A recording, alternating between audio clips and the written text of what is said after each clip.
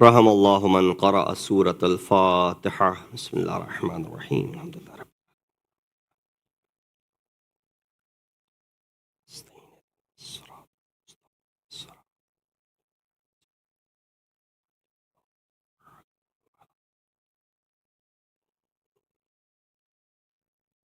أعوذ بالله من الشيطان الرجيم. بسم الله الرحمن الرحيم. الحمد لله الذي قصرت عن رؤيته أبصار الناظرين وعجزت عن نعته أوهام الفاسفين. الحمد لله رب العالمين.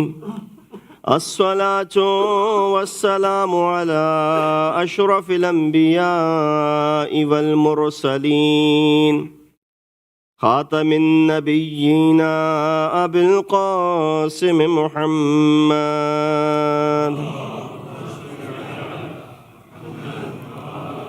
وأهل بيته الطيبين الطاهرين المعصومين الذين أذهب الله عنهم الرجس وطهرهم تطهيرا.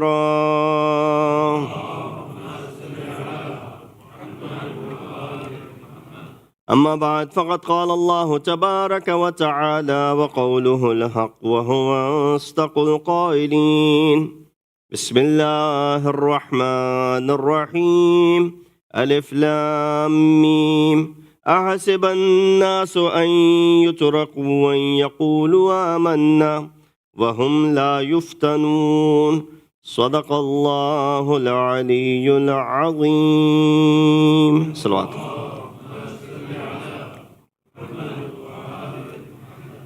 السلام عليكم ورحمة الله وبركاته.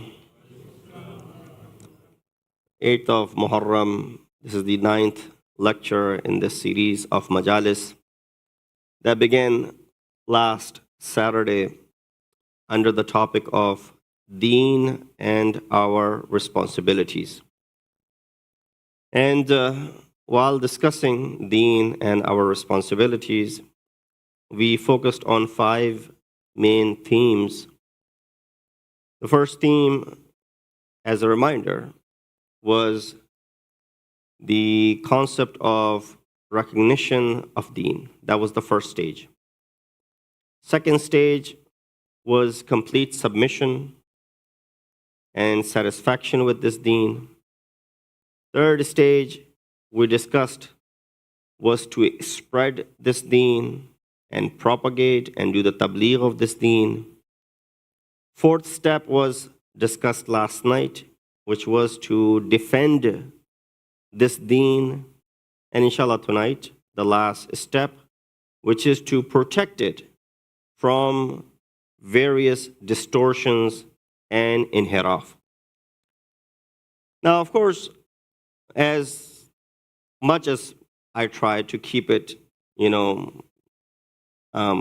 the discussion to be as organized as possible, I do apologize for my lack of ability to bring forth discussions which were, close enough for us to stay focused. So if children or youngsters or sisters were not able to follow, that's on my part, apology.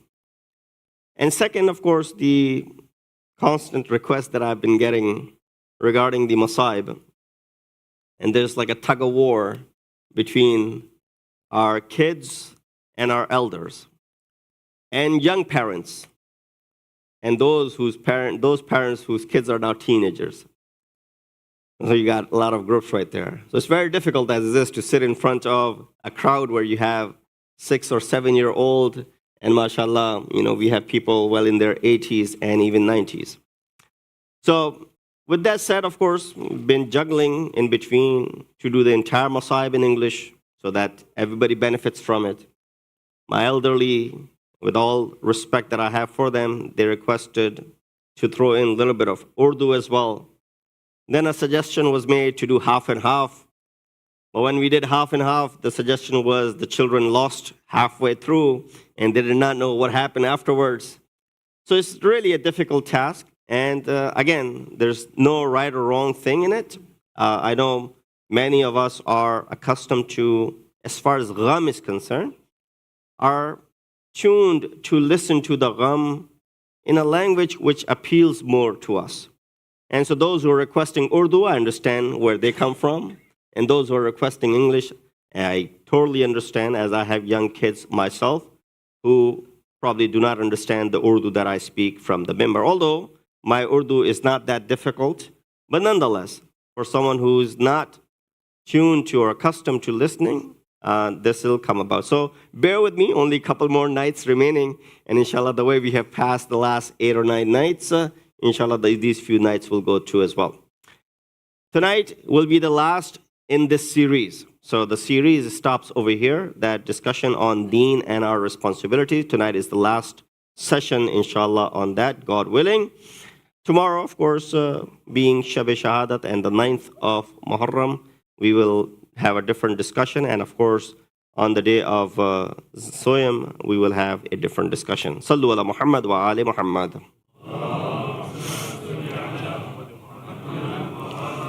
Just so I can explain the ayat very briefly, I recited this initial ayat from Surah Ankabut.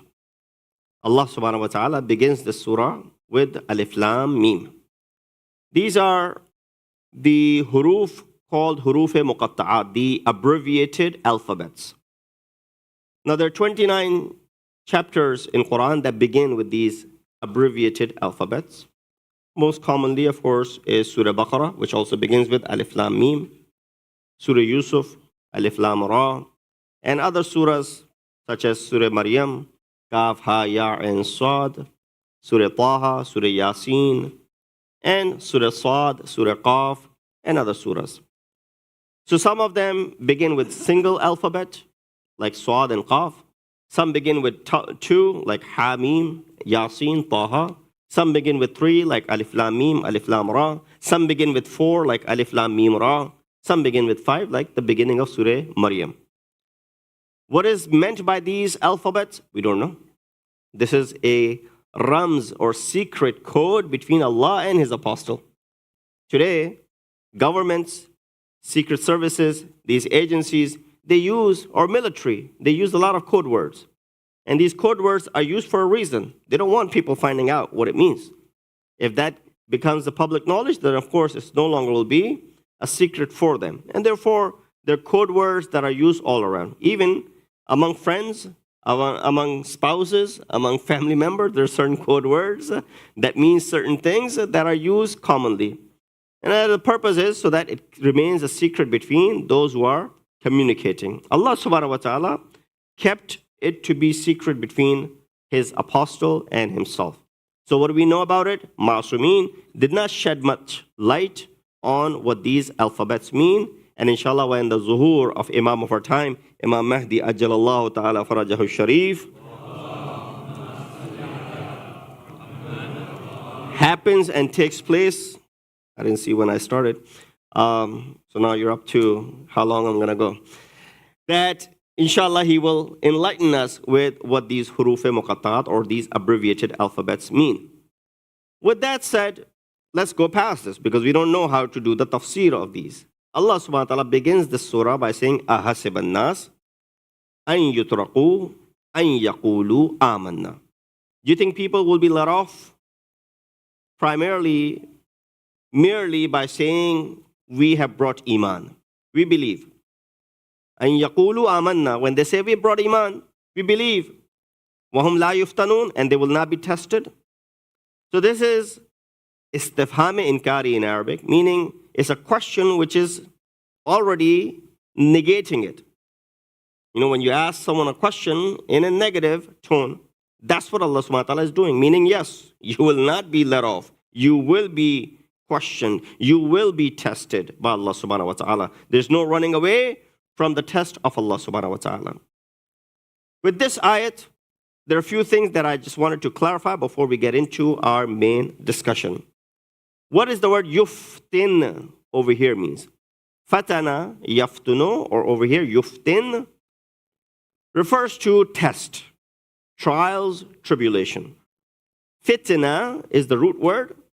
We know the word fitna in Urdu means usually corruption. But in fitna in Arabic refers to a test. When Allah says, إِنَّمَا أَمْوَالُكُمْ وَأَوْلَادُكُمْ fitna, He's not saying your wealth and your children are corruption. Although they could lead to corruption, but they're not. They are merely tests for you. And Allah subhanahu wa ta'ala tests you with your wealth and with your children. Here similarly, yuftin means a purpose or a means of purification. How so? Imam was asked about it. Imam gave an example. Instead of explaining, Imam gave an example so that people can understand. Imam says, yuftinu kama yuftinu dhahab wa yukhlisu kama yukhlisu dhahab. Yuftin, test, is like how gold is put through tests. Yukhlis, meaning it is purified and made sincere. Ikhlas, khulus means sincerity. But yukhlis, meaning it's purified, kama yukhlisu dhahab. The way gold is purified. You know, gold, when you bring the gold, it's not in that shape. You have to purify it. You have to cleanse it. You have to make it go through certain tests before it is worthy of some, wealth or some fortune. So that's how Imam gave an example, how gold is purified. Similarly, you too are purified. When you face a fitna, when you face a test or trial in your life, what does that do to you? The test and trial purifies you, cleanses you. These tests that are set by Allah subhanahu wa ta'ala, don't take them for granted and don't be disappointed by these tests. Why? These tests are for your own favor, for your own good. They are making you a better person. Another example, if I may share, that those who enroll in military, those who join the army, when you join the army, you have to go through rigorous testing, don't you? They put you through these tough situations. Say, am I ever going to come across these things? You say, maybe not. But in real combat, you got to be prepared for everything. So when you go through that rigorous testing and trial, only a few come out of it. Not many are able to go through that. And therefore, only after that, you're enrolled into army and different ranks are provided for you. Why those tests? Someone might turn around and say, well, I joined army to serve the country. Why are you putting me through these tough situations? So these tough situations are only for your own benefit. Similarly, when Allah puts us through these trials and tribulations and difficulties, what do? They sharpen us. They make us more and more sharp, and they cleanse us and purify us to never be disappointed with the trials that are thrown in your direction. Number 2, it says, Amanna wahum la yuftanun. That they said, we believe. We brought Iman. You think they're not going to be tested now? Of course they'll be tested. Your nafs ammara, that egoistic nafs of ours, that tells us, here's the benefit lies over here. Go for it. Do it. You see something? Nafs ammara comes in, the egoistic soul, and tempts you, saying, go for it. Here's the benefit for you. You'll benefit a great deal. Even though that benefit, that pleasure might be short-lived. But nonetheless, this nafs will encourage you to go forward. But at the same time, this nafs lawwama, the one that scolds us, steps in and tells us, no, don't go for it. Stay back. So hence, Allah subhanahu wa ta'ala, He says that you think you'll be let off without any tests while you are saying, I have brought Iman. Sometimes you do question, say, well, how come we mu'mineen are suffering while mushrikeen and munafiqeen and kuffar and the disbelievers, those who don't believe in God, they're living, very fancy life. They are enjoying the life. They are living what is called the American dream. How come we are suffering and struggling and there's problems in our lives while they don't even believe? We believe and we are suffering. They don't believe and they are enjoying everything. I don't know, sometimes this question comes about. So their Jannat is right here. You've given this answer. You've heard this answer. Why they're enjoying? Allah subhanahu wa ta'ala is compensating them for whatever good they have done in this life. But come the hereafter, which is the eternal abode, there's no guaranteeing over there. But you, on return, when you suffer over here, you're guaranteeing a longer return in the hereafter, which will be your eternal abode. So don't ever get confused, especially the youngsters, when they see those who don't believe. In fact, Amirul Mu'mineen, Imam al-Muttaqeen Ali ibn Abi Talib alayhi salatu wassalam, in Nahjul Balagha said to his companions, he said, now that you believe in our imamat, فَلْيَسْتَعِدْ جِلْبَابًا, then be prepared to be engulfed and surrounded by difficulties. Al-Jannatu huffat bil makare. Hadith. Jannat, paradise, is it surrounded by beautiful valleys and things that will please you? No. Al-Jannatu huffat bil makare. Jannat is surrounded by difficulties. Makare is the plural for things which will cause difficulty. Sort of like thorns. If you want to get to the rose in flowers, you have to go through the thorns. You might get, stung by this thorn when you're grabbing a hold of a rose. That's the price that you pay for plucking this beautiful flower. So that's what Jannat is. It's surrounded by makare. Now when it comes to our discussion, so this was the ayat that I shared with you, that ahasiban nas an yutraku an yaqulu amanna wa hum la yuftanun. One of the difficulties and iftinan and fitna and test is within this institution of Aza, that we are commemorating, and every year it's increasing. But unfortunately, there's this, concerted effort to undermine the sanctity of Aza. And sometimes we think that things are okay. There's this notion sometimes when you let go of things, which are not that big a deal initially. If the dishes are not pristinely cleaned, it's not going to change in the grand scheme of things, right? So you let go of it. When you let go of small little things for yourself, now you got to be easy on others, but for yourself, then you're setting a bad precedent. You become weak and you become vulnerable. And initially, these things, when they come about, you let go of it. And then when they become the problem, now there's no way of standing up against it, because something is now well established. In the beginning, it was not established. You could have easily tackled it. But you were slacking. You showed no effort towards it. How harmful could it be? And we let go of it. But as moments pass by, they become, in Urdu they say nasur, real big problem for ourselves. So there's concerted effort. Aside from these things, there's concerted effort that is underway to undermine the sanctity of this Aza. This Aza which we hold dear to ourselves. We consider it to be ibadat, right? 2 in 1. You came for salat, so you did wudu, mashallah. You're sitting in Jamaat, and you did wudu to pray, and now you're right after that, you are sitting in Majlis, and you're ba wudu. We come to this Aza with wudu, so we consider it to be what? Ibadat of Allah subhanahu wa ta'ala. When we pay tribute to Ahlul-bayt, when we do the dhikr of Ahlul-bayt, this is what? This is ibadat. So hold on a second, Maulana. Where did you grab that from? How is the dhikr of Ahlul-bayt ibadat? I'll recite one ayat and I'll recite one hadith for you. Ayat of Quran says, Surah Dhariyat. I shared this ayat there a couple of days ago. What is the purpose of the creation of insan? وَمَا خَلَقْتُ الْجِنَّ وَالْإِنسَ إِلَّا لِيَعْبُدُونَ. Inshallah. The sole purpose of our creation is to do ibadat.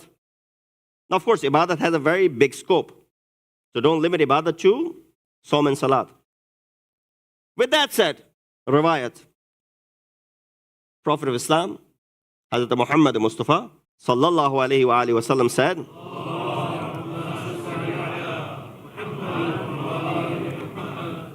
he says, Zayyinu majalisakum bi-dhikri Ali ibn Abi Talib. Embellish, give zinat to your majalis, to your gatherings. Now, majlis in Arabic does not mean majlis right here, this majlis. Majlis means any julus, anywhere you sit, any type of gathering. Give zinat, embellish, dignity, beautify your gatherings with the zikr of Ali. Now, if Rasulullah had stopped over there, would we not have taken this hadith? Of course. But Rasulullah knew that there will be people who will question this hadith.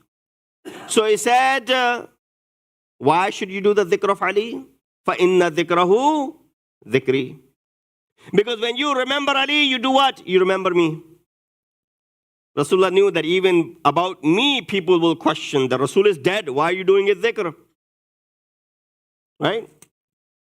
Someone is dead. You don't have to do their dhikr. The Wahhabi mentality. So Rasulullah extended the hadith. He said, فَإِنَّ ذِكْرِي ذِكْرُ اللَّهِ. When you remember me, you remember who? Allah. Now, dhikr Allah, dhikr of Allah is ibadat. Wa dhikrullahi ibadah. And when you remember Allah, it's ibadat. Quran says what?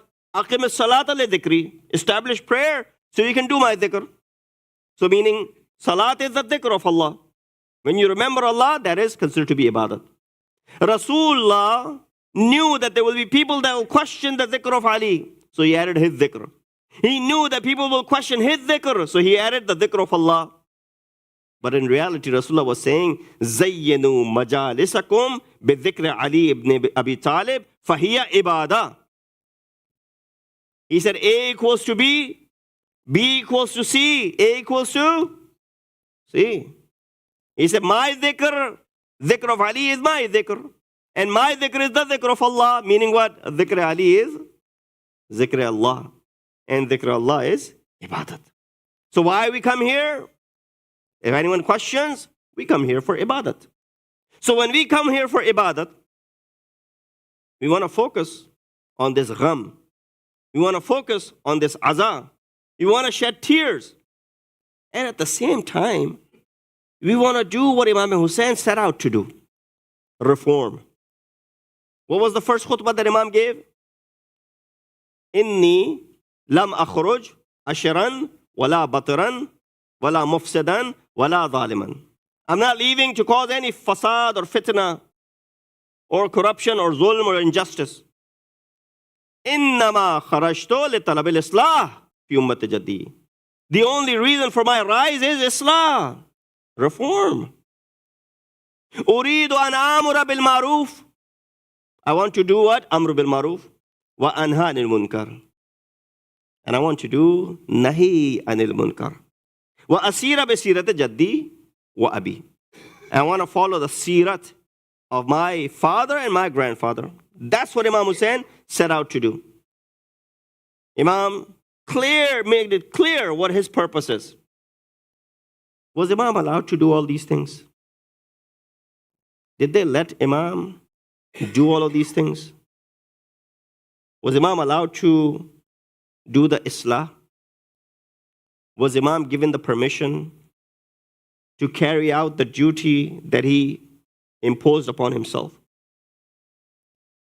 No. They stood in the way of Imam. They didn't allow him to do Islah. They didn't allow him to do Amr bil Maruf. They didn't allow him to do Nahi anil Munkar. Right? They didn't. They got in his way. He went to Makkah. They got in his way. He wanted to go to Kufa. They got in his way. He went to Karbala and he was martyred. Where do you think Imam performed any of these things? Where did Imam cause reform? Where did Imam do Amr and Nahi? Aside from his words. Was he able to bring about a reform in the society? But at least not in the 61st year after Hijrah. Not in the 62nd Hijrah. But yeah, 14 centuries later, the fruits of the sacrifice of Imam are present. So Imam's view was long-term, not short-term. Yazid's view was short-term. He thought he won. But when Imam was not allowed to do all those things, what did Imam do then? Imam said, if you're not going to let me do reform, if you're not going to let me do Amr and Nahi, then I'm going to do one thing at least. You want to have a leader who's corrupt? Yazid, go ahead. You want to live your life in corruption, away from the teachings of Rasul? Fine. Do whatever you want. You want my blood? Go ahead. You can do all that stuff. And they did all that stuff. Imam said, but I'm not going to bow in front of zillat. I'm not going to bow in front of disgrace. Hayhat minna zillah. I'm not going to sacrifice that. I'm going to go. You're not going to let me do these things. But I'm going to go with integrity and honor. I'm going to leave with the izzat and honor. There will be no zillat as far as my life is concerned. Hayhat minna zillah. That's why the shi'ar was given by Imam Hussein. Hayhat minna zillah.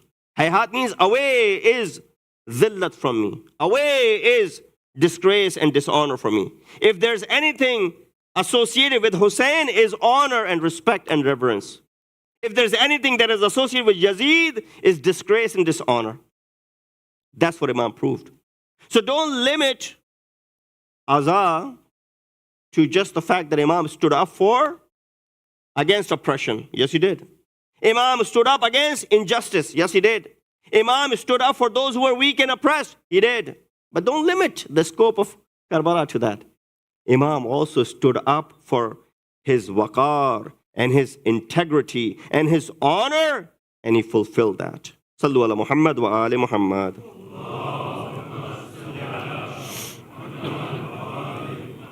So while we should concentrate on our own honor and respect that we get by associating ourselves to Sayyid al-Shuhada, while we should reform what he was set out to do, while we should do Amr and Nahi, we should focus on these traits and attributes. What are we made to focus on? The following. These self-made practices. Certain things which are now called matam, which have nothing to do with matam. Certain practices which have now become part and parcel of aza. And you can't get in front of it, unfortunately. It's too late to get in front of it. If marja says something against it, that this is tawheen, this is giving a bad image to Islam, they're going to say things against marja. So let alone a student like me. If I sit over here, if I say something against it, lest I say anything against it, you know how they're going to label me. But a marja has said that this will give a bad image. Every year, 10th of Muharram is covered by the main media outlets. You know what they show? They show children with parents holding their infants in their hands with a knife to their head. That's the image that is presented. Do it inside your covered walls, that's fine. But does that have to be displayed now? What is the world that has no idea why we're doing it? Now they're going to start making assumptions. These people, let's stay away from these people. Look what they're doing. They're bringing a knife next to the head of their infants. What kind of culture is this? What kind of cult is this? These are the questions that come about. So that's why the self-made practices, the distortions that happen, sometimes people will challenge you that I've done this matam and I've done that matam. Does that make you a bigger mu'min? Because all of my life I've done matam with my own hands. That means I'm less of a mu'min. That means I'm less of a azadar because I've only done matam with my hand. And mashallah, you have done all types of matams. Does that make you a bigger mu'min or bigger azadar because you've done all those things? And I have not done all those things, so I'm a lesser of an azadar? No. This is not what is being discussed over here. What is a bigger picture is that we should not get lost in these mere rituals. You know, the fact that there's a difference in the way of commemorating the Azha in Indian subcontinent, in Iran, in Iraq, in Syria, in East Africa, in other parts of the world, within Pakistan, different places, within India, different places, different ways of doing things. What does that tell you? When something is not unified, different ways of expressing is being done, what does that tell you? That tells you that this is not part of the religion. This is our our cultural based practices. And nothing wrong with it. I'm not saying that is wrong. I'm just saying it is not part of the religion because all of us are doing it differently. In fact, some of the practices that are done in Iran and Iraq might be offensive to us. You know, they got drums beating and they got saxophones and whatnot. So what's going on? One of the mu'mineen first visited and did Ashura in Iran, and they were attending the 10th of Muharram Julus, and they had these big, huge drums. Dub, dub, dub. I said, Molana, what are these people doing? I said, don't worry about it. This is part of their culture. You and I would see it, we'd be like, this is wrong. Similarly, if they see what we do, they'll go ahead and question the same thing. So the fact that all of us have different ways of expressing and different ways of commemorating, what does that tell you? Meaning it's not part of religion. Religion did not sanction this. Religion did not put a stamp of approval on it. So, as long as it's not doing anything haram, as long as it's not challenging the tenets of the religion, it's okay. But don't impose your cultural things, don't impose upon me. Just like don't expect me to impose my things upon you. Oh, on 10th of Muharram, hamare ghar mein ye nahi pakta. Na pakta. On 10th of Muharram, we don't eat this, we don't cook this, we don't wear this, we don't do this. That's okay. You don't do it, we do it. That does not mean I'm exiting the realm of Islam. None of these things should be means of discord, brothers and sisters. If anything, Hussein is uniting us, unifying us, bringing us together. How many people who are at odds with each other, but when it comes that there's Majlis Azha, they come on this farsh. Hussein brings us together. Let that be the case, that Hussein continues to brings us together. Salawat ala Muhammad wa ali Muhammad.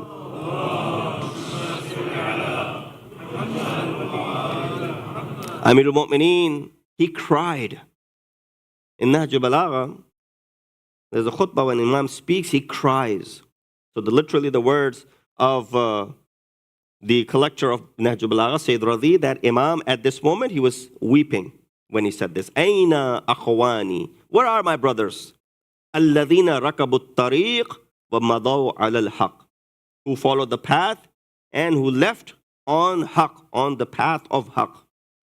Aina Ammar, where's Ammar? Aina Ibn al-Tayhan, where's Ibn al-Tayhan? Aina the Shahadatain, where is the Shahadatain? Imam names some of his companions, and then he says, the reason I'm remembering them, ahabbu sunnat, ahya sunnata wa amatul bid'ata. These are my friends who established and revived the sunnat of Rasulullah, and they fought against the manufactured bid'at that came in existence later on. They stood up against it. Have the courage. Imam is, according to Sayyid Rizvi, khutbah number, I believe, 182, that Sayyid Rizvi says Imam was literally weeping when he said these words.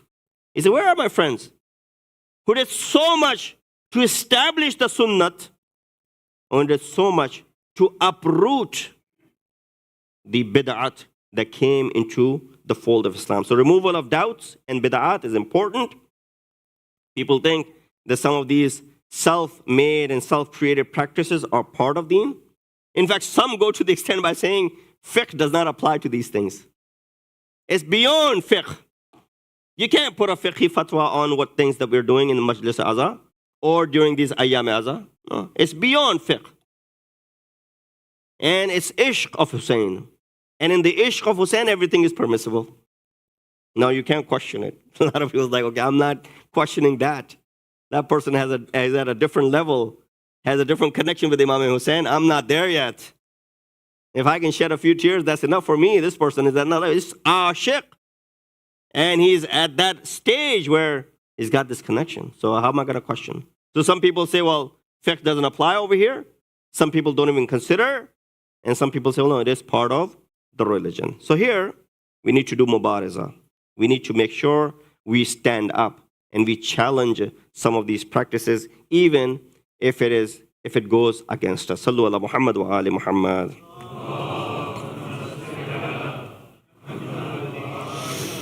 Because one of the things that Imam did set out to do was Amr and Nahi. And we forget that Amr and Nahi is part of Furu'id-Din. What are the Furu'id-Din? The children will count with me. Namaz, Roza, Hajj, Zakat, Khums,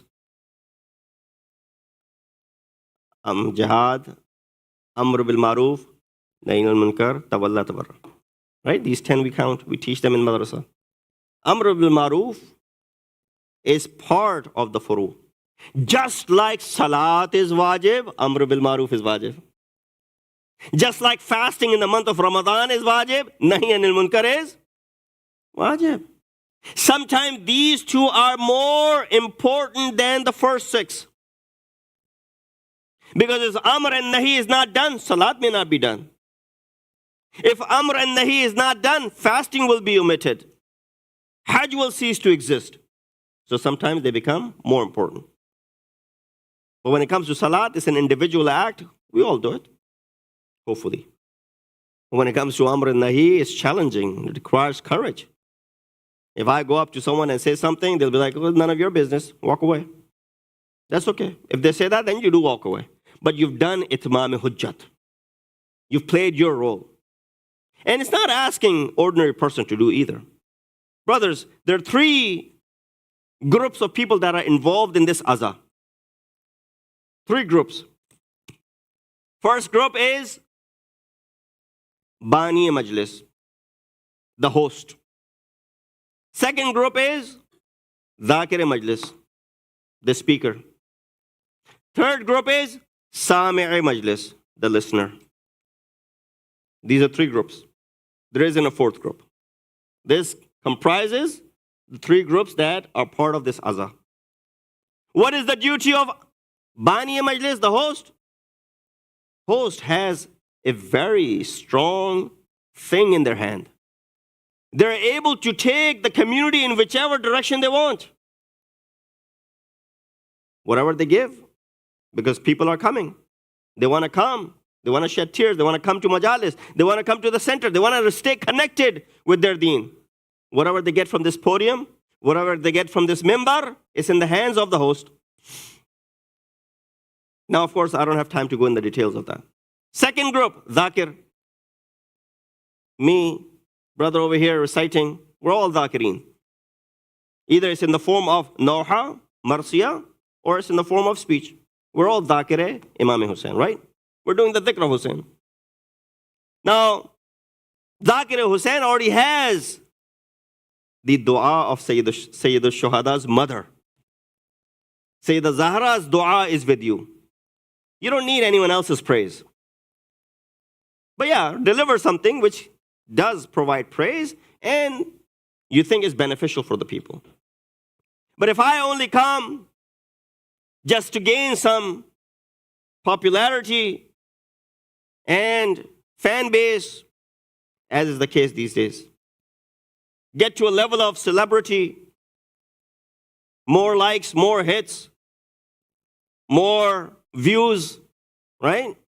If I go after all of that, fan base, fan fame, now where's the purpose? Here we need to be focused. Zazadari is changing. It's changing so drastically right in front of our eyes. Right in front of our eyes.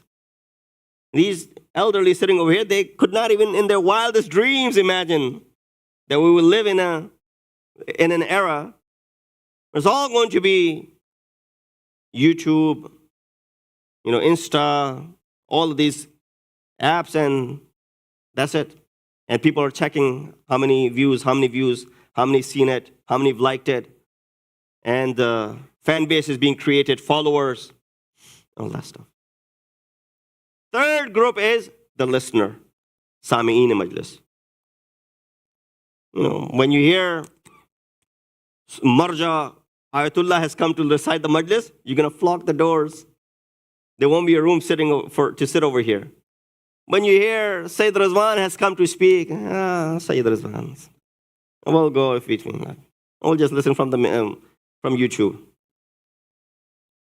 Don't be like, here that tells that you're going for Zakire Hussein, not Zikre Hussein. You're going for the speaker and not the speech. There's a difference. So all three groups, they have their individual responsibilities, but there's one common factor between the three. Can you guess? What is a common factor between the host, the speaker, and the listener? Khulus, sincerity. If the host is sincere, regardless of how many people come, as long as he or she believes in what they're doing. If the speaker is sincere, regardless of how many likes and how much fan base is created, as long as he knows what he's doing. And Sami, listener as well, is coming to this first Shaza with sincerity. I'm going just to listen to the Masaib and the Fadail of Ahlul-bayt. Nothing beyond that. That khulus, brothers and sisters, is something which will elevate not only us, but this Aza as well. Sallu ala Muhammad wa ali Muhammad.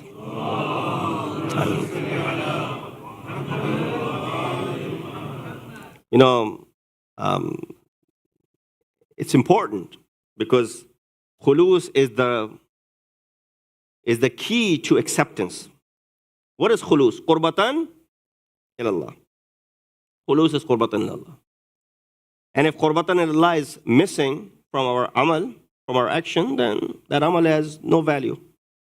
If I prayed a beautiful salat and I made the recitation so that people behind me are mesmerized, even one Bismillahir Rahmanir Rahim was said to impress someone, Allah will turn the salat back on my face. Or the angel, He'll order the angel to do so. And then on the day of judgment, when I'm standing there, see my bag is empty. I don't have any good deeds. I led so many prayers. I was not only praying, but I was leading the salat. I've led for 20, 30 years, I've led salat. Hundreds of people have prayed behind me. So yeah, but you were leading by saying to impress people that were standing behind you. Go ask them for the ajr and the reward. Don't come to me for the ajr and the reward. You were showing off to them, so the ajr is with them, not with me. That's where sincerity and khulus is important. Now, of course, you and I will say, well, we can't get to the level of Masumeen, but we can try. Masumeen were there to set examples as role models so that you just hear about it and do wah-wah. And so, well, that's something which I cannot. That's an area where I can't go. Kind of like when Jibreel could not go beyond Sidratul Muntaha. That's my limit. I stop over here, Rasul, you go. We say the same thing. We can't get to where Masumeen were. Of course. But should you not try? What was the reason behind them being bashar like you and I to set examples for us? Beautiful saying of Amirul Mu'mineen regarding salat. He said, Inna qawman abadullaha raghbatan. There's a group of people that prayed and worshipped because of greed. Fatilka ibadatut tujjar. This is the ibadat of a businessman. It's okay, it's halal. But Ali is not subscribing to that ibadat. Wa inna qawman abadullaha rahbatan, out of fear.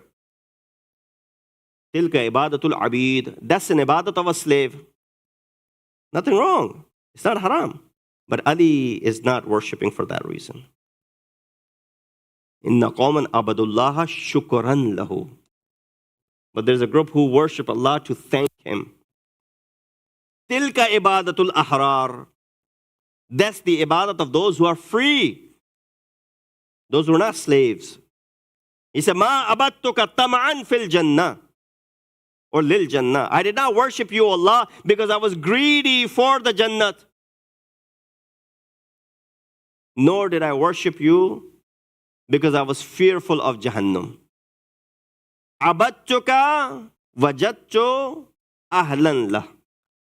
I worship you because I found you to be worthy of worship. You are worthy of worship.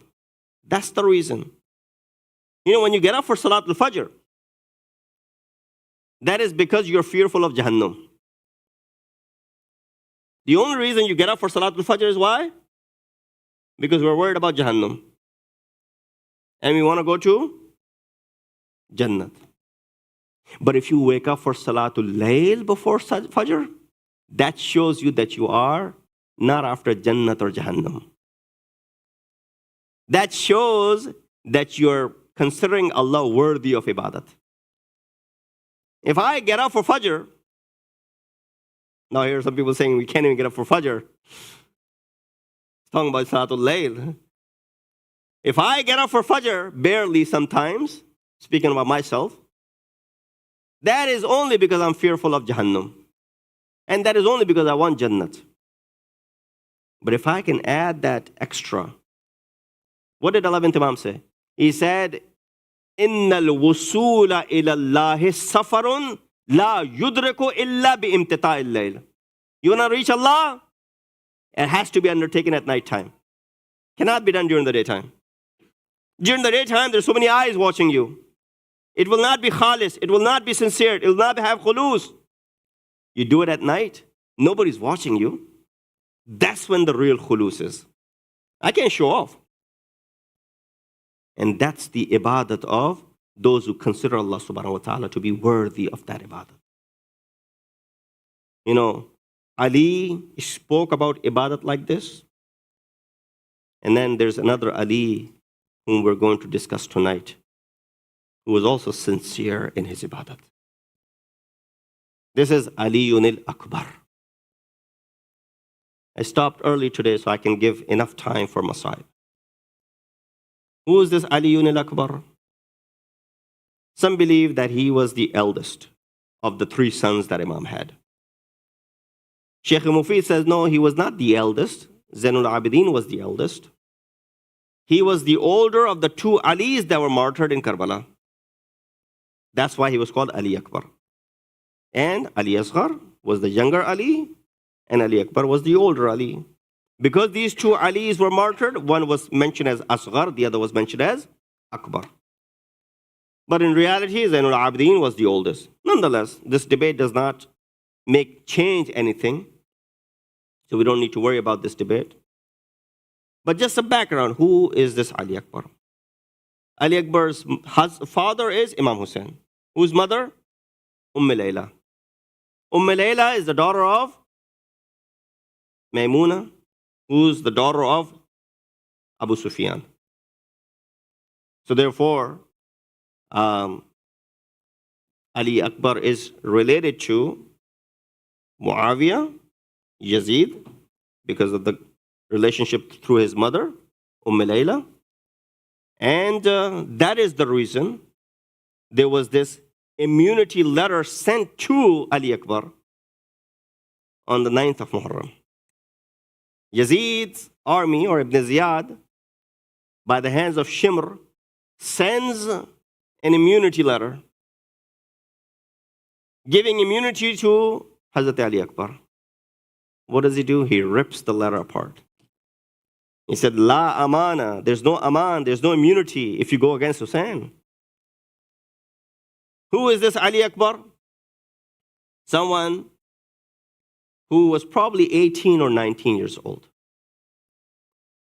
Someone who had the courage and the bravery and the swordsmanship that he learned from Hazrat Abbas.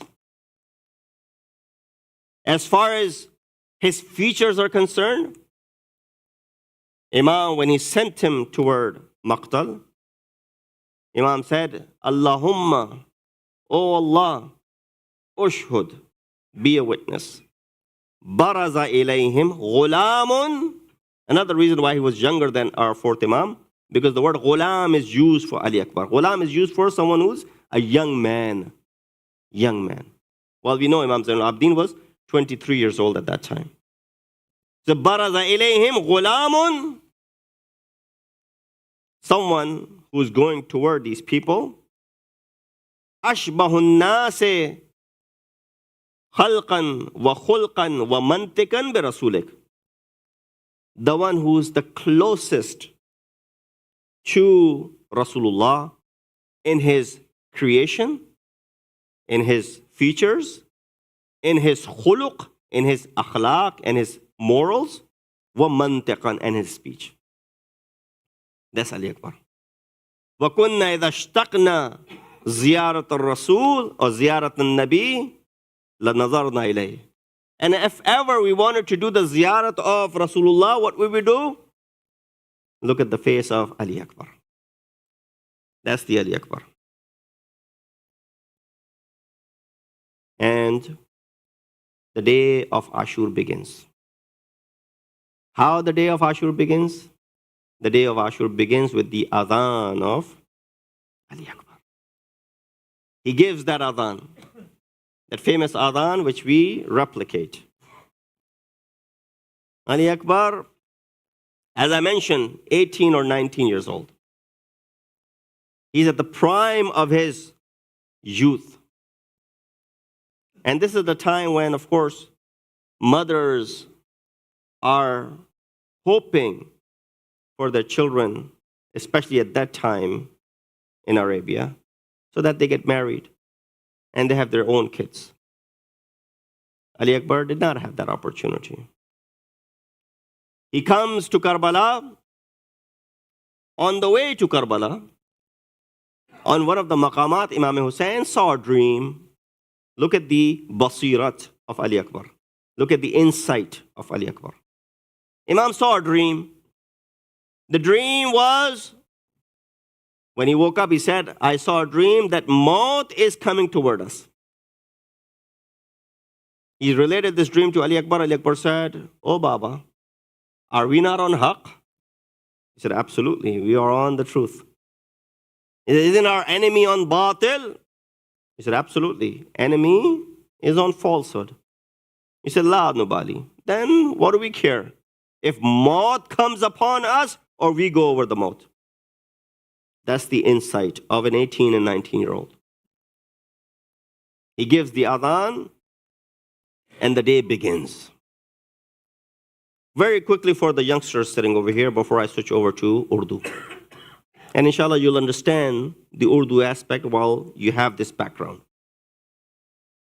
That after all the companions had given their shahadat, came the turn of the family of Imam Hussein. Riwayat mentioned the first one to go was Ali Akbar. He came to his father.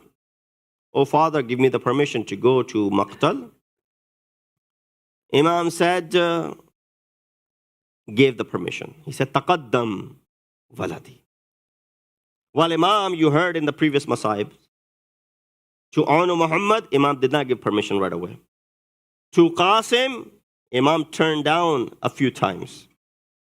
But when Ali Akbar asked for it, Imam also, although he must have had a difficult time giving him this permission, but nonetheless, Imam gave this permission.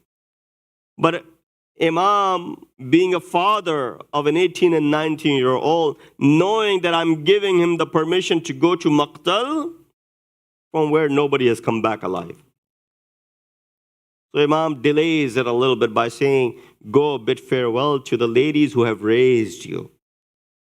They have a great deal of honor and respect for you, and likewise you for them, and therefore you owe them at least this much that you bid proper farewell to them. Hazrat Ali Akbar comes inside the tent. And he says to his aunts, to his mother, to his sisters, that this is Ali Akbar who has come to bid farewell to you. All the women, upon hearing these words from Ali Akbar, they started weeping, started crying. Some started kissing Ali Akbar on his cheeks, some kissed him on his forehead. Some hug him, and bring closer to themselves. And some were just looking at the shabab of Ali Akbar from top to bottom.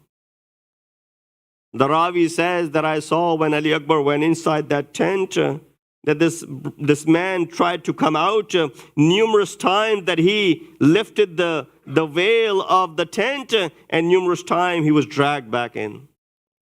He said this happened a few times, and then lastly, I saw someone drag him from his shirt. He said that had to be someone younger. Yes, it was his sister Sakina who was stopping Ali Akbar from going. Ali Akbar walked in between the women of this tent, Zainab, Kulthum, and the other women of this household, as they bid farewell to him with tears and cries. Ali Akbar eventually comes out. Imam Hussein prepares him with his own hands. Imam puts on the amama of Rasulullah. Imam puts on the shield and the libas of Rasulullah as well, sort of like a kafan that Imam is placing on upon his son. Imam, when he prepared him to go and set off to Maqtal, Imam said, and there's one request from me, O my son. बस एक इल्तिजा है, एक इल्तिजा है कि जब जाओ तो पलट के देखते रहना. As you go towards Maqtal, keep on looking back at your father. Ali Akbar did not understand this. Oh Baba, why are you asking me this? Ali Akbar, because of the shauq and the enthusiasm to go towards the Maqtal and to fight the enemy, he forgot all of this. In the midst of this, as he started moving towards the Maqtal, he heard a noise as if someone is walking behind. Ali Akbar को आहट सुनाई दी, पलट के देखा तो बूढ़ा इमाम चला आ रहा है, अपने मरकब से उतरे. आए बाबा, आपसे खुदा हाफिज हो चुका, अब आप क्यों पीछे आते हैं? अली अकबर, अगर तुम साहिब औलाद होते, if you were a father yourself, you would not have asked this question. चूंकि तुम साहिब औलाद नहीं हो, तुम्हें नहीं मालूम बेटे का फिराक. अजरुकुम अल्लाह, खुदा किसी गम में न रुलाए सिवाय गम आले मोहम्मद के. अली अकबर जाते हैं मक्तल की जानिब, रजस खानी करते हुए, अपने आप की मुअर्रफी करते हुए, बताते हुए कि मैं कौन हूँ, मैं हुसैन का फर्जंद हूँ, मैं आया हूँ अपनी दिलावरी दिखाने के लिए, दिलेरी दिखाने के लिए. अली अकबर आते हैं. पहला हमला जो अली अकबर ने किया, 120 जहन्नुमियों को वासिले जहन्नुम किया. इसके बाद से गर्मी और शिद्दत इतनी थी, भूख और प्यास थी. ये हाशमी जवान 3 दिन से भूखा है, 3 दिन से प्यासा है. He hasn't had anything to drink or eat for the past 3 days. And then the heat of the weather is so much that the shield that he's wearing is bearing down upon him. Out of thirst, Ali Akbar वापस आते हैं. ऐ बाबा, अगर एक घूंट पानी मिल जाए, एक घूंट पानी मिल जाए तो दुश्मन को दिखाऊंगा कि मैं किस तरीके से जंग करता हूँ. बाबा को पानी की सबील हो सकती है. अरे मजबूर बाप जो रखता है ये अपने हाथ में मौजज़ा, अगर चाहे तो इस्माइल की तरह पानी का चश्मा जारी कर दे. मगर कहा है बेटा, पानी कहाँ से लाऊं? ये अंगूठी है, अपनी ज़बान पे रख लो.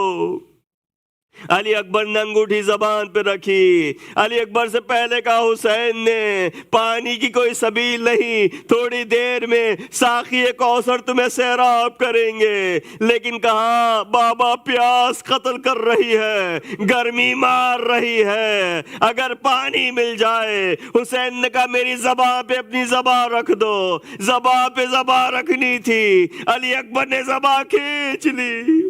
बाबा आपकी ज़बान तो मुझसे भी ज्यादा खुश्क है। हुसैन ने अंगुश्तर दी। He gave his ring to Ali Akbar. Place it in your mouth.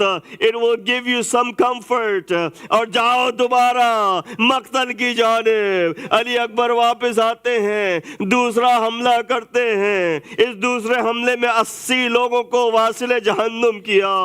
बस अब जख्मों की ताब ना ला सके। ये जवान हाशिम काफी देर से लड़ रहा है। हाशमी जवान के ऊपर अरे तीर बरसाए जा रहे हैं। निढाल है, गर्मी है, खून बह रहा है। बस एक दुश्मन ने छुप के अकबर पे हमला किया। एक तीर ऐसा आके लगा, अली अकबर ने ना देखा, सीने में जाके चुभा। दूर से उसने वो मौका मिला, अली अकबर के फिराक पे हमला किया। He struck the head of Ali Akbar. Ali Akbar did not fall from his horse, but he was hanging from the reins of the horse. His blood was on the front face of the horse. Horse's face was covered. Eyes were covered. Horse could not see which direction it was going. वो चलता है एक sump में, दुश्मन के नरगे में पहुंचा। दुश्मन ने देखा अली अकबर हाथ लगा है, सबने बढ़ के हमला किया। बस अली अकबर ने आखिरी आवाज लगाई, या अबता अदरिकनी, ए बाबा मदद को आइए। आखिरी सलाम हुसैन ने सुनना था। बूढ़ा बाप गिरता पड़ता अपने बेटे के पास पहुंचा, अली अकबर को उठाया, अपने जानू पे रखा।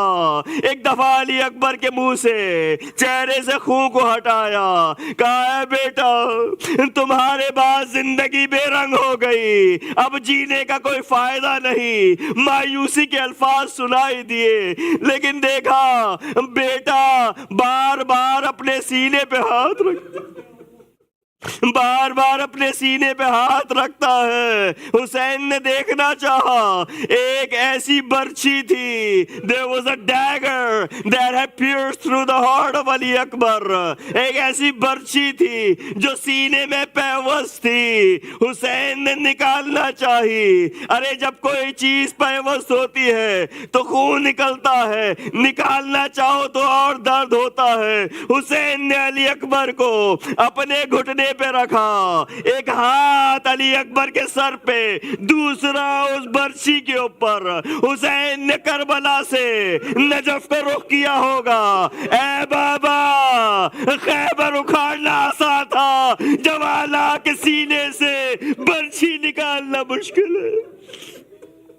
बात अब हुसैन